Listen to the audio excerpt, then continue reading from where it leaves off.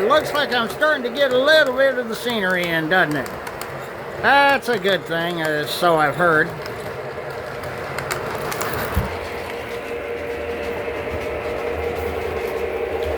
I'm starting to carve up the foam. Found my wire foam cutter. I just have a simple Woodland Scenics one, and started chopping up the foam. I guess it's been about a week or two ago.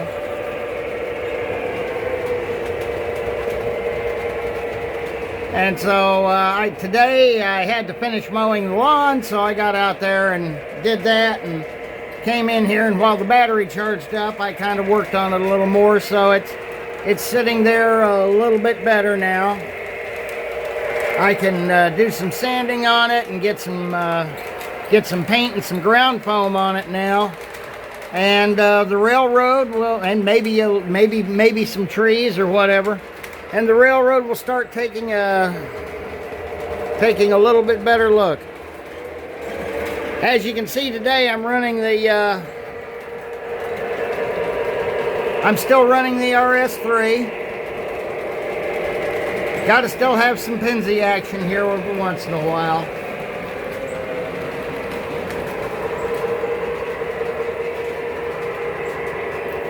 I wonder, maybe I should add in the 2 or 3 more hopper cars to see if it'll haul those. This one here, yeah, this one's die cast. This one's plastic, and that one's die cast. Most of the hoppers there on the train are die cast as well. I really like those die cast hoppers. They give that good clunky, heavy duty look to the train, even just looking at them.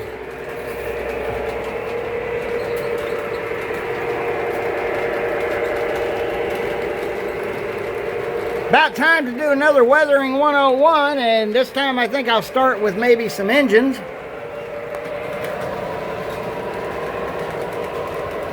So that's something I kind of plan on coming up with. Been too much rain lately to be doing any work outdoors like on the 2-rail division, so I haven't gotten started on that yet.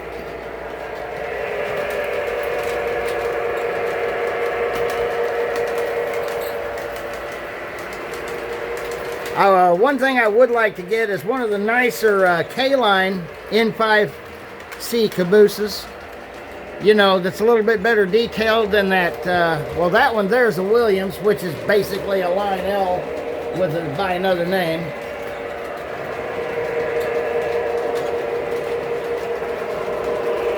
You know, when you see those come up in other road names, it just don't look right, does it?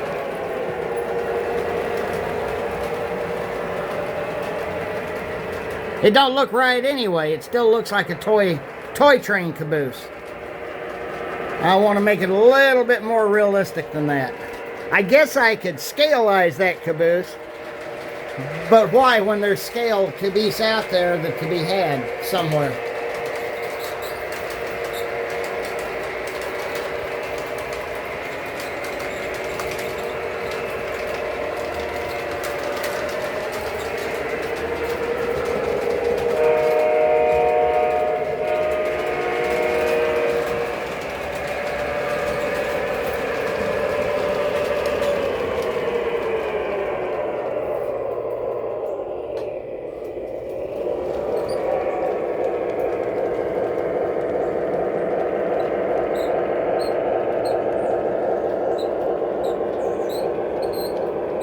I got a squealer there on one of them cars. Gonna have to do something about that.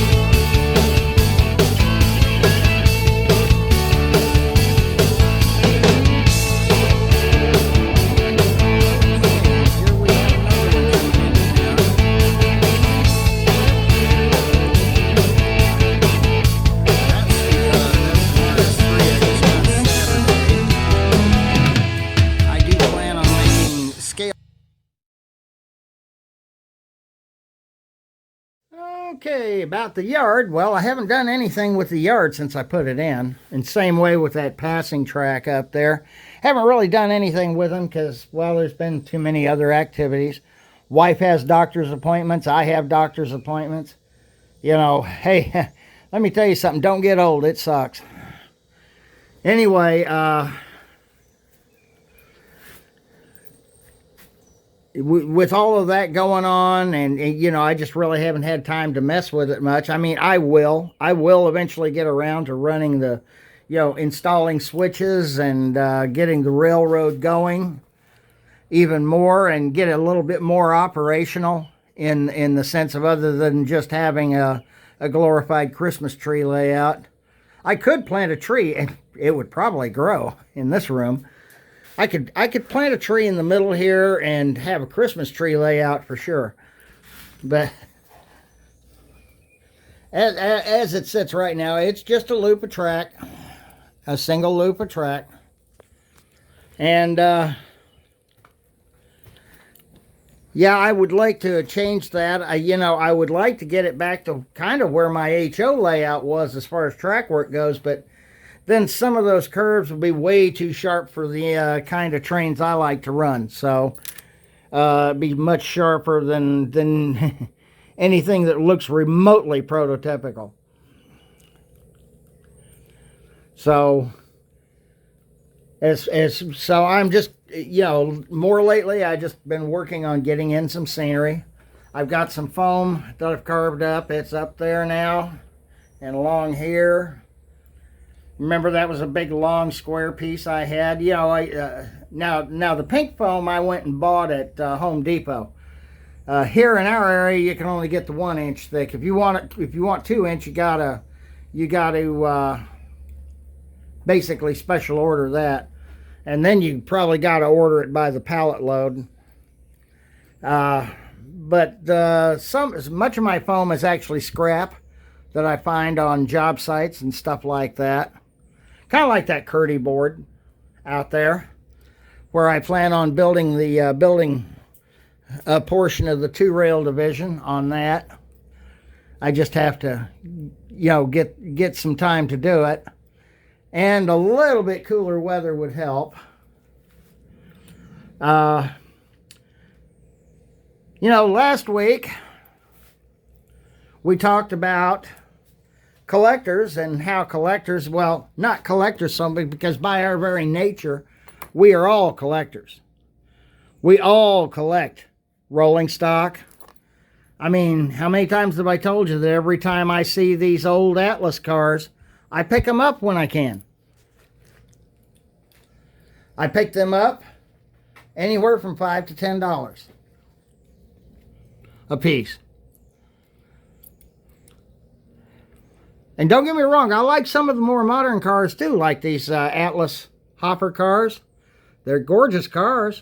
And then there's a couple of K-line cars in there. Well, wait a minute, those cars might be K-line too.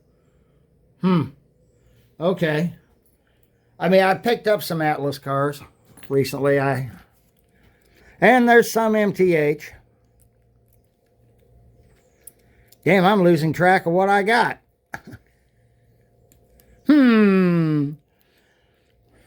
It's about time, as I was saying a little bit earlier, it's time to get around to doing a couple of episodes of Weathering 101 again. And I think I'll start with engines this time. Probably weathering up my MTH engines to start with. I want to get the F units weathered up to where they look a little better. Even the Santa Fe war bonnet F units I have will get some running weather, as will the passenger cars. Because believe it or not, they got weathered over time. They were kept in good shape. They were kept in better shape because, well, that was the crack limited of the Santa Fe, of the Rio Grande, of whatever railroad. The crack limited was usually kept in pretty good shape. So definitely we will take and do that. So getting past the idea that, yes, by nature, all of us are collectors, because you got to have an engine, at least one engine, you know, and a few pieces of rolling stock, and you'll make up a train. I've got some rolling stock down here. I've got plenty over here. And I've got engines. Stuff that, so yeah, by the very nature of collecting, we're all of us hobbyists are collectors. And of course, I wanted to kind of throw a little bit of spit and snot at the speculators, because the speculators are the ones that kind of ruin the hobby for everybody. For lack of a better term, we do call them collectors, as is usually the case.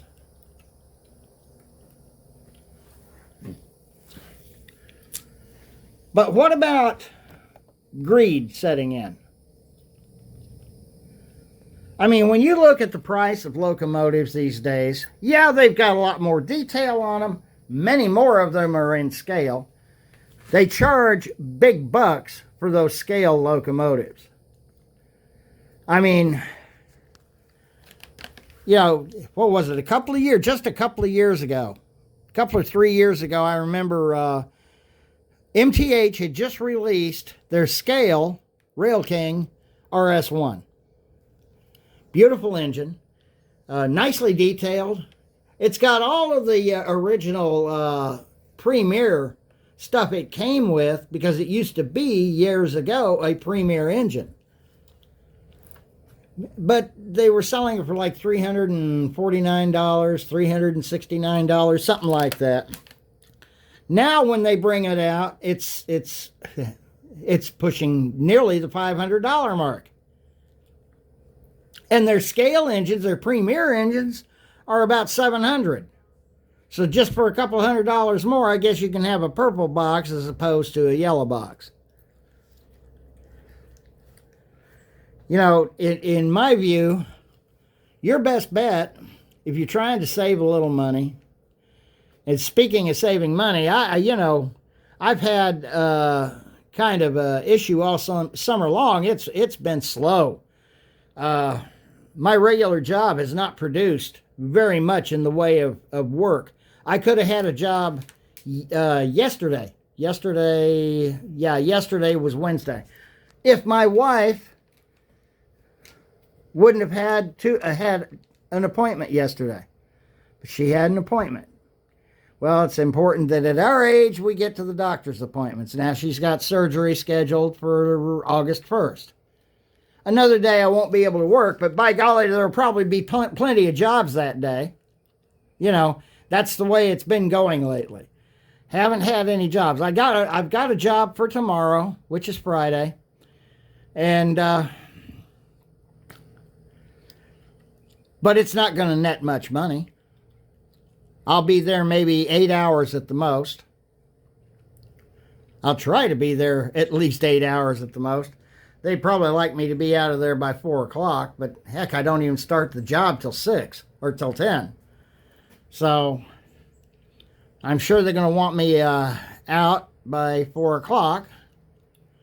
So, you know, the job is pretty much a hustle. I've only worked at this place once before, at the house I'm going to tomorrow. And it's a big custom-built house. Nice house. I might even do a special where could we build a model railroad in this house deal tomorrow.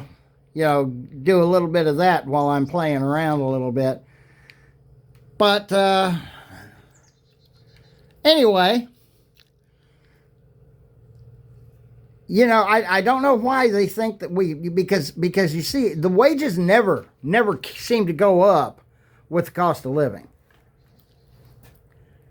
The wages, you ever notice that the cost of living gets real high when you have energy prices that shoot up? Your gas prices go high. Your electric bill gets higher. Everything gets higher but your paycheck. Groceries shot up. They shot up big time. And they're still way up there. Yes, there is inflation even today. And thank God we've got got the president we've got now. Anyway, prices are still up. I mean, and now you can go and if you're on SNAP and EBT, guess what? You can go and use your SNAP card at McDonald's. In some states, there's only about 8 states that are doing that. Florida isn't, thank God. But there are, and I imagine they're the blue states. Yeah, that's for people that get several $1,000s a month in SNAP benefits. What my wife and I get, we get $23. Because we're an old married couple and I still work a little bit. So they supplement us by about $23. We have other programs that we're on that are much more private that help. So, as far as groceries go, we're not hurting. We're doing pretty good there. But I can't even think of going to Dana's to get a supply of nichrome wire for my wire cutter. As I was saying before I accidentally hit the button, I can't even hardly afford the gas to go to Dana's.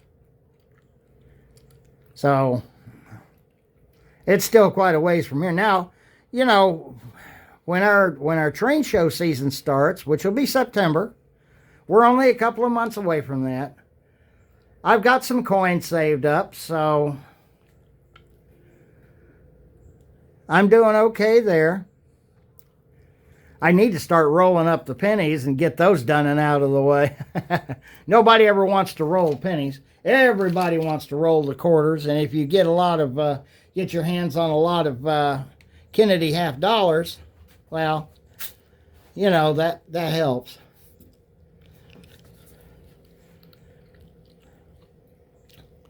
So as you can see, stuff is not really affordable. I have not seen a Volume 2 catalog from Lionel this year. So, I can bitch about their existing prices, but heck, you all already know those. Have not seen nor heard anything about a Volume 2 catalog. We're already in July, so they may not have a Volume 2 catalog this year. They're celebrating 125 years of being in business, which I'll give them that.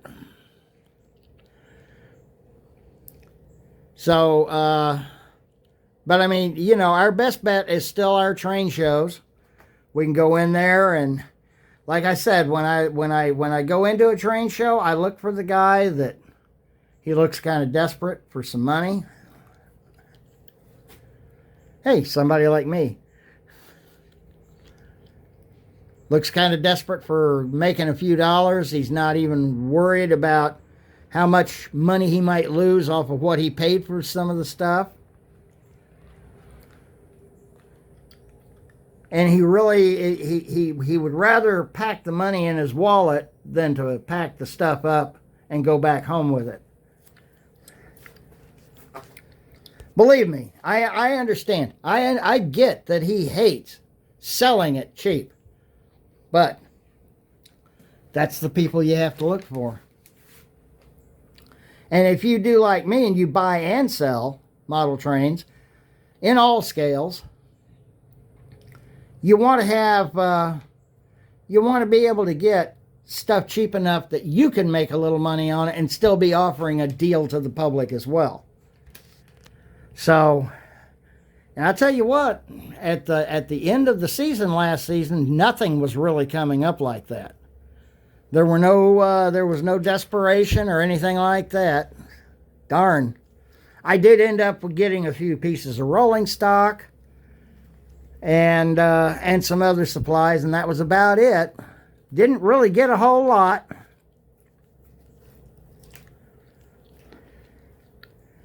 But, well, I'll tell you what, let's call it a day today. I don't know when I'm going to be able to get out here and do the Weathering 101 again. Like I said, I think I'm going to start with my MTH diesels and maybe a couple of F units on the next episode. With locomotives, I tend to like to use the paintbrush more than the airbrush. And you'll see why, especially hood units.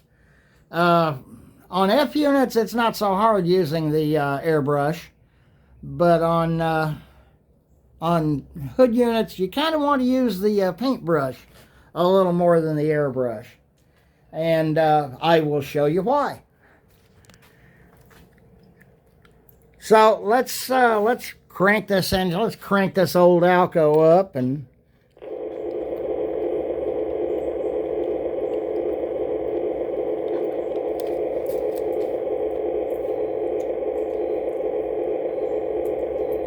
Let's roll out of the scene.